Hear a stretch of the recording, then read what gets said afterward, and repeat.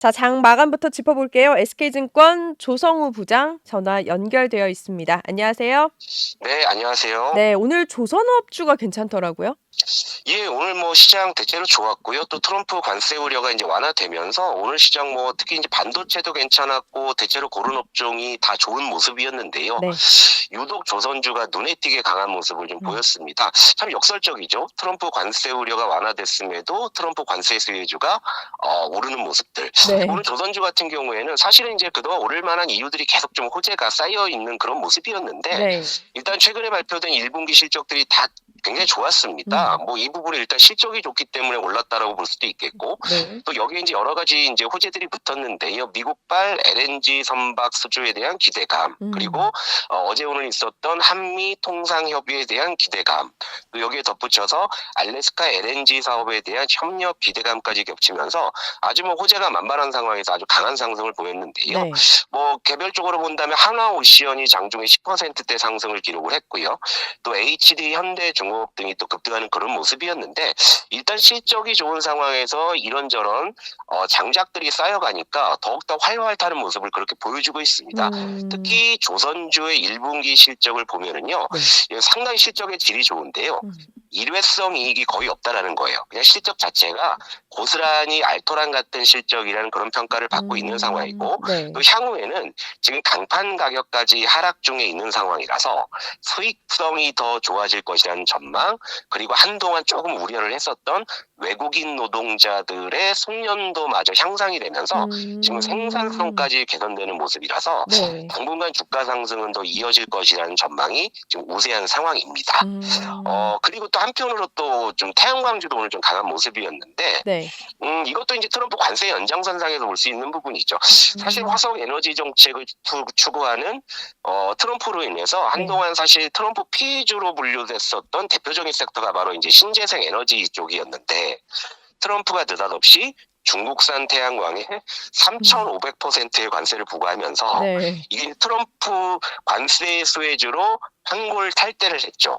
그래서 바닥에서 강하게 올라오고 음. 있는데 사실 이 도대체 그 3,500%의 관세가 이거 뭐 계산이나 하고서 나온 건지 아니면 그냥 기분대로 그냥 내뱉은 건지는 음. 몰라도 태양광주에는 불쏘시개가 되고 있는데요.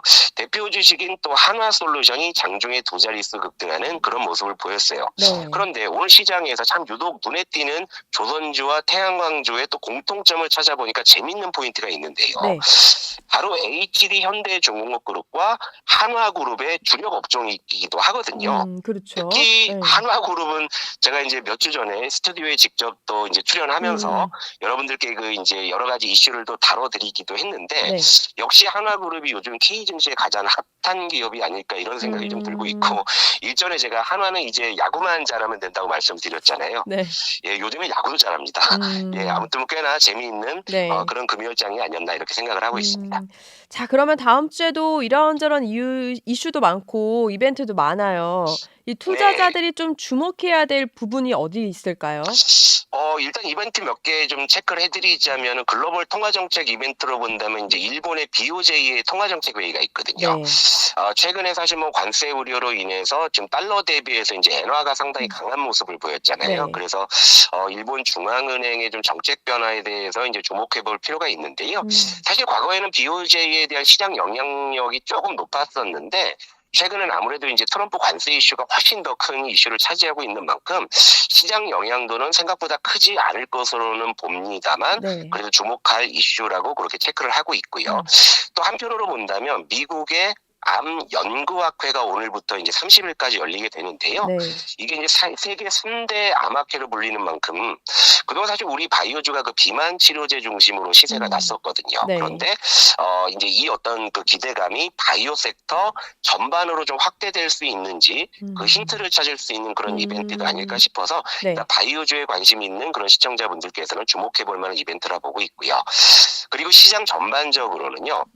트럼프 관세 우려의 완화 그리고 이제 우리의 어떤 그 대선 레이스 이게 네. 이제 본격화됨에 따라서 기대감 등이 조금씩 커지고 있거든요. 음. 그래서 이제 다음 주 시장은 대체적으로 이제 긍정적인 흐름을 좀 전망을 하고 있는데 원칙 오늘 시장에서 예를 들어서 뭐 조선주가 뜨거웠기 때문에 이쪽에 여러분들의 시선이 좀 많이 쏠리실 듯하지만 오히려 시장이 올라갔을 때는요 네. 반도체가 주도할 수 있는 확률이 매우 크고요. 그리고 최근 발표된 삼성전자와 SK하이닉스의 1분기 실적이 굉장히 좋게 나왔음에도 불구하고 주가가 아직 좀 못 오르고 있거든요. 네. 그러니까 이런 부분을 주목하시면서 삼성전자와 SK하이닉스의 좀 저가 매수에 대한 관심은 좀 유효해 보인다 이렇게 좀 말씀을 드리겠습니다.